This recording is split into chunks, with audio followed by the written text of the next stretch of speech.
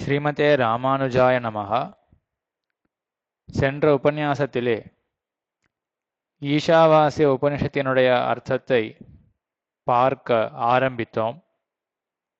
ஈஷாவாஸ்ய உபனிஷத் என்றது சிறியதானதொரு உபனிஷத்து. 18 மந்திரங்களை கொண்ட உபனிஷத். இது 18 மந்திரங்களை மட்டும் கொண்டிருந்த போதிலும் சித்தாந்தத்தினுடைய மிக அருமையான ஆழமான அர்த்தங்கள் எல்லாவற்றையும் தெரிவிக்கக்கூடியதாக இருக்கு. அதனுடைய முதல் மந்திரத்திலே இந்த லோகமானது சுதந்திரம் அல்ல, தனித்து இயங்காது, எம்பெருமானை சார்ந்தேதான் இருக்கும் என்றும், அப்படிப்பட்ட எம்பெருமானிடத்தில் ஆசை விளைவதற்காக இந்த உலக விஷயத்தில் வைராகியத்தை ஏற்படுத்தும் வண்ணம் முதல் மந்திரமானது அமைந்தது. இப்பொழுது இரண்டாம் மந்திரத்தை பார்க்கலாம். குர்வன் நேவேஹ கர்மாணி ஜிஜீவிஷேச்சதம் சமாஹ ஏவம் துவயி நாண்யதேதோஸ்தி ந கர்ம லிப்யதே நரே. முதல் மந்திரத்தில் எம்பெருமானுடைய ஏற்றம் ஒருவாறு சொல்லப்பட்டு உலக விஷயத்தில் வைராகியம் சொல்லப்பட்டது. இந்த இரண்டாம் மந்திரத்தில் இப்படி எம்பெருமானை அறிய முற்படுகிறவன், அவனை அறிந்தவன், அவன் எப்பொழுதும் கர்மத்தை தியாகம் செய்யக்கூடாது என்று இந்த இரண்டாம் மந்திரத்திலே சொல்லப்படுகின்றது. குர்வன் நேவக கர்மாணி, கர்மங்களை செய்து கொண்டே, இக இந்த லோகத்திலே கர்மங்களை செய்து கொண்டே, ஜிஜீவிஷேத்து சதம் சமாஹா, சதம் சமாஹா 1000 வருஷ காலம், 1000 வருடங்கள், ஜிஜீவிஷேத் வாழ வேண்டும் என்று ஆசைப்பட வேண்டும். உபனிஷத் என்ன விதிக்கிறது? 100 வயசு வாழ வேண்டும் என்று ஆசைப்பட வேண்டும் என்று அந்த ஆசையை விதிக்கிறது. அதுவும் எப்படிப்பட்ட ஆசை? உலகத்திலே வாழ வேண்டும் என்ற ஆசை. ஆனா உலகத்திலே வாழ்வு அப்படின்றது கர்மாதீனமாக இருக்கக்கூடியது. கர்மம் எத்தகையதோ அத்தனை ஆயுள் காலம் இருக்கும். மேலும் ஆசைப்பட வேண்டும் என்று ஆசையை விதிக்க முடியுமான? ஆசையை செய்வாய் அப்படின்னு சொல்ல முடியுமான?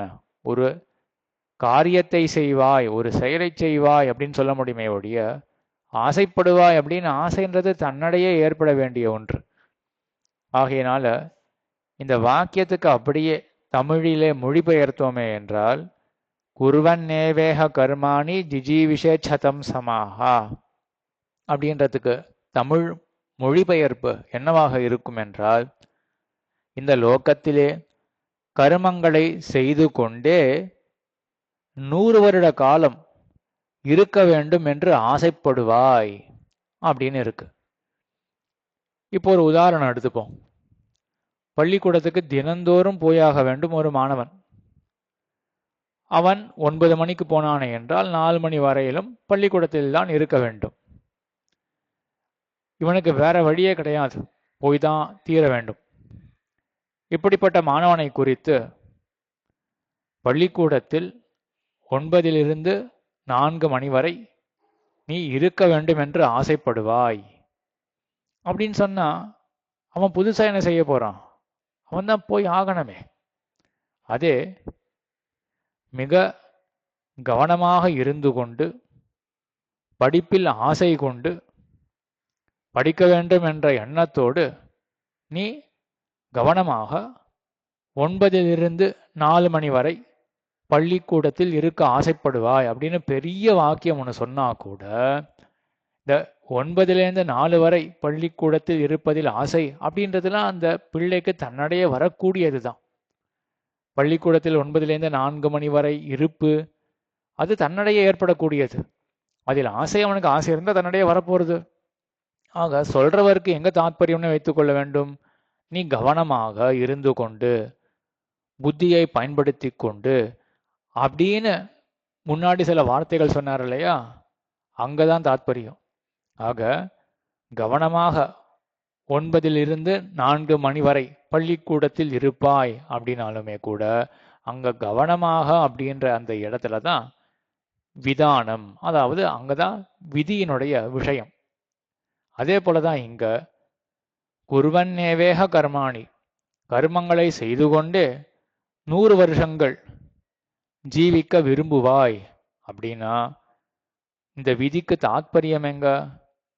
எதை செய்ய வேண்டும் என்று வேதம் சொல்லுகிறது? இங்கு கர்மங்களை செய்து கொண்டு அப்படின்ற அந்த இடத்துல மட்டும்தான் விதிக்கு தாத்பரியம் என்று சொல்லுவார்கள். தாத்பரியம் அப்படின்னா எது சொல்ல வந்தது அப்படின்னா, இந்த உபனிஷத்து இப்ப எதை சொல்ல வந்தது? 100 வருஷம் ஜீவிக்க ஆசைப்படுவாய் அப்படின்ற அம்சம் சொல்ல வரல. கர்மங்களை செய்து கொண்டே அப்படின்றது இல்லையா, அதை தான் சொல்ல வந்தது. ஆக இந்த ஸ்லோகத்தினுடைய மந்திரத்தினுடைய முதல் பாகம் குருவன் நேவேக கர்மாணி திஜீவிஷம் சமாஹா அப்படின்றதுக்கு தமிழ் மொழிபெயர்ப்பு என்னது?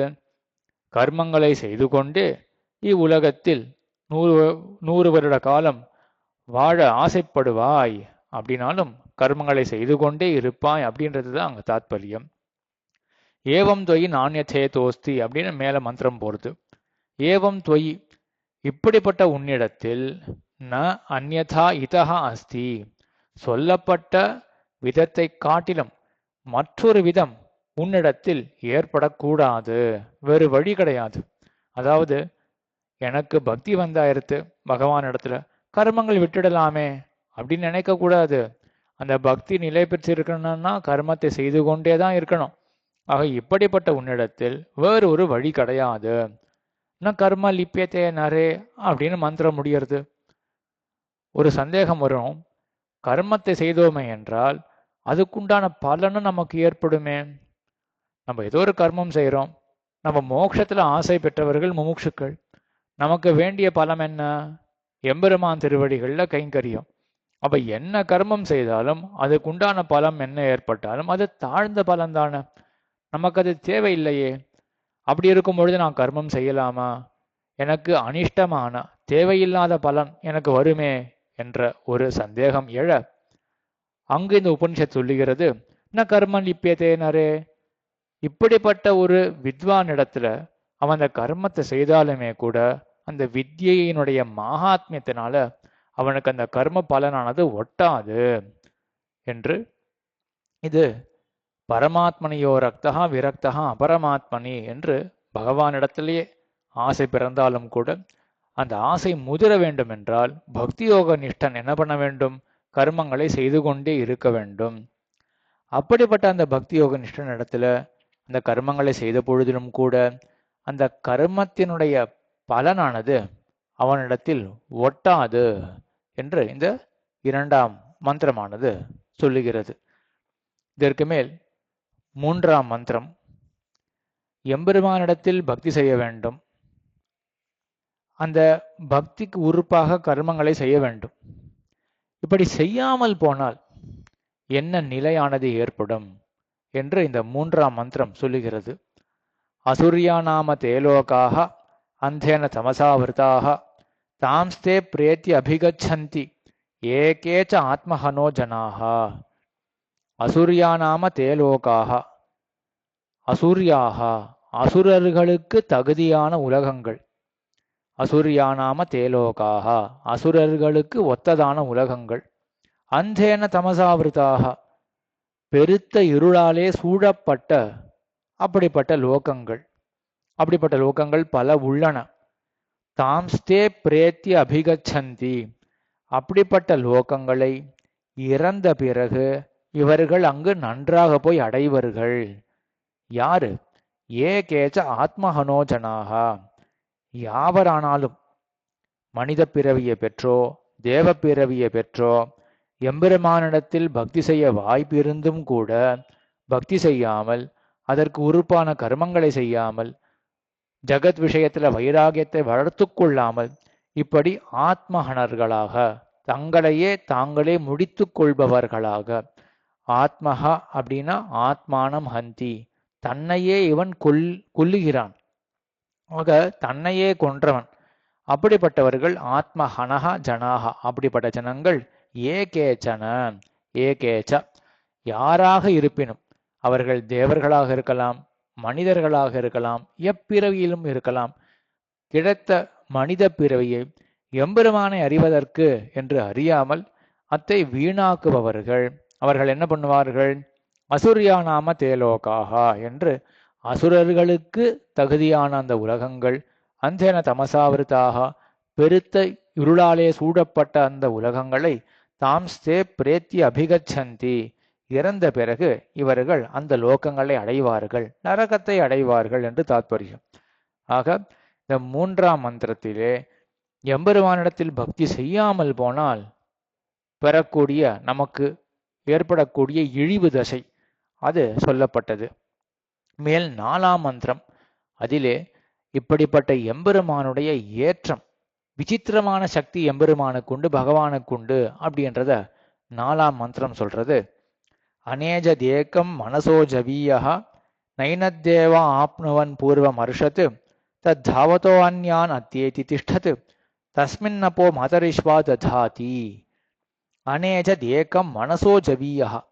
அநேஜத் ஏஜத் அப்படின்னா நடுங்குவது, அநேஜத் நடுங்காதது. பகவான் இருக்கானே அவன் நடுங்க மாட்டான். சரி, ஏக்கம் அத்விதீயமா நிகரற்ற ஒருவனாக பகவான் இருக்கான், அவன் அநேஜத்து நடுங்காதவனாக இருக்கான்.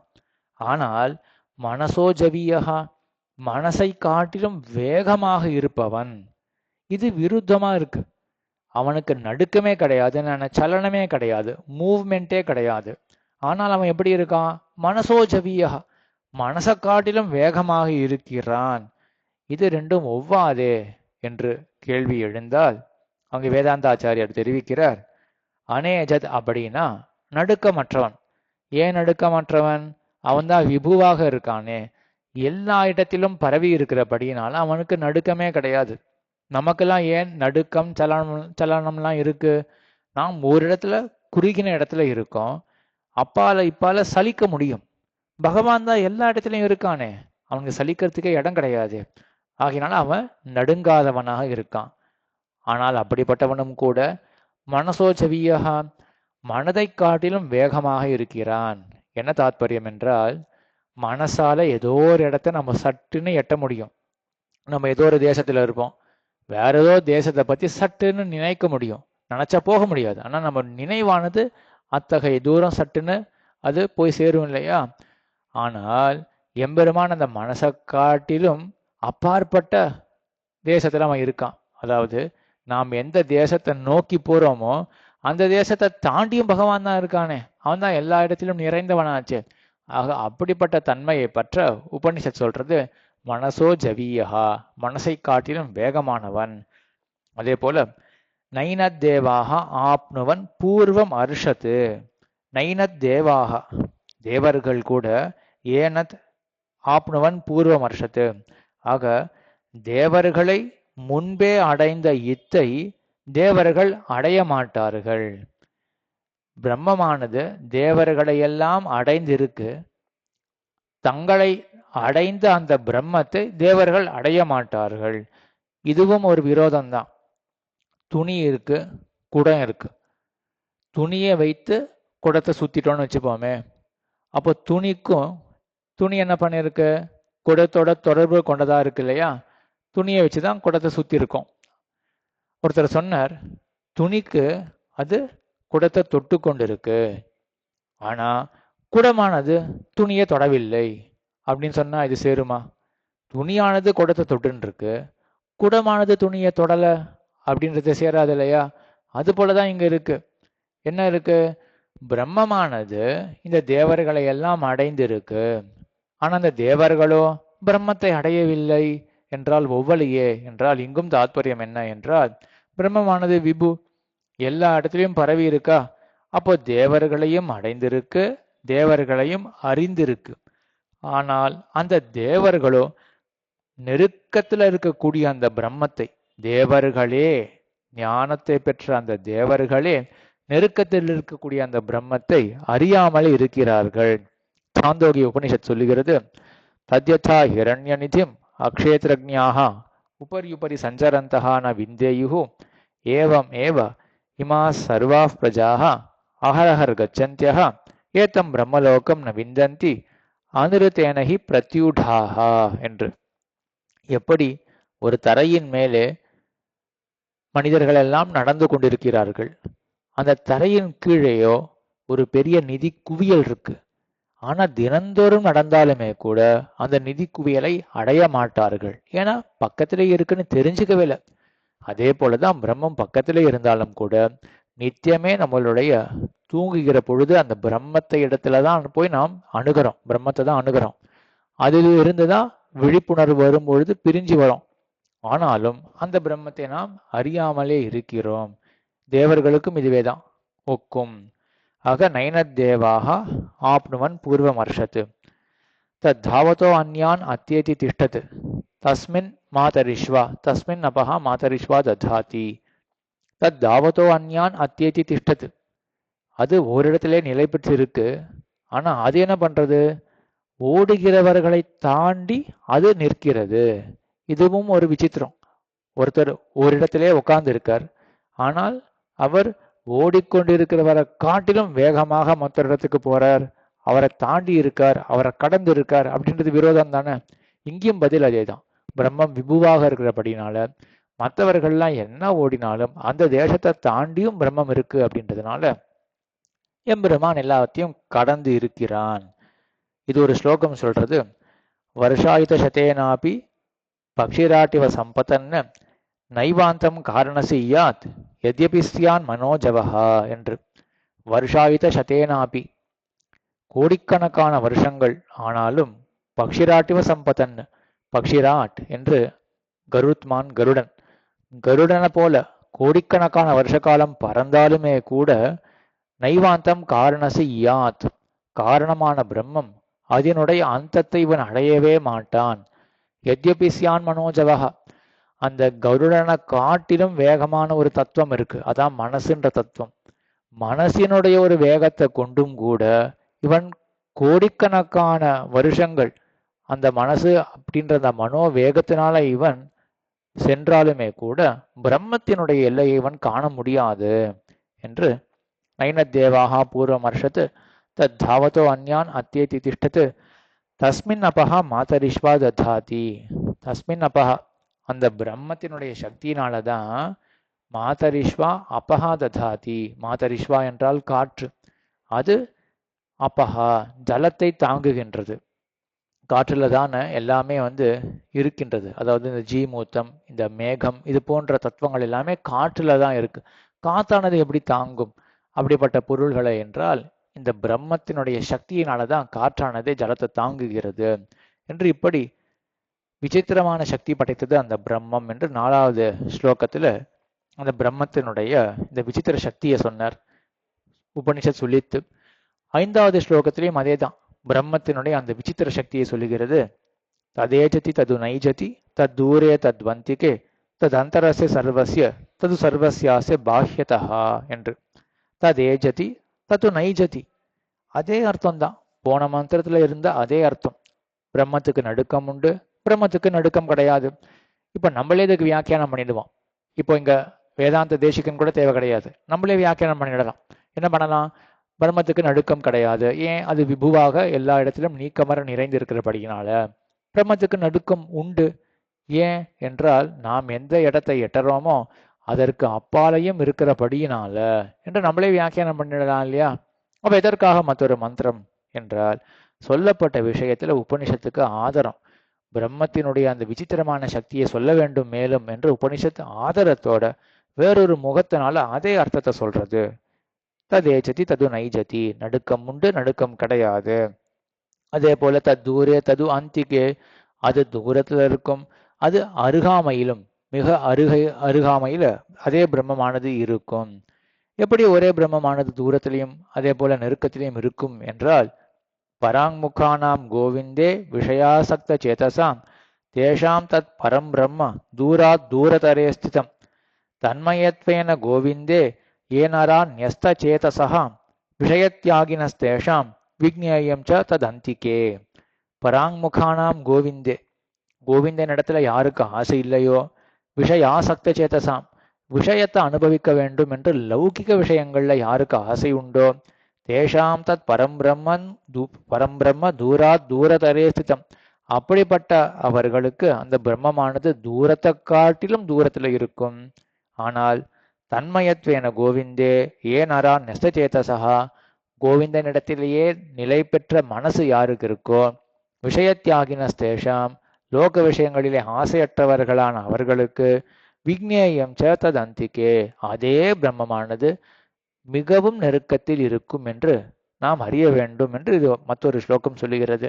ஆக அதே பகவானானவன் தூரத்திலும் இருப்பான், அந்திக்கத்திலும் நெருக்கத்திலும் இருப்பான்.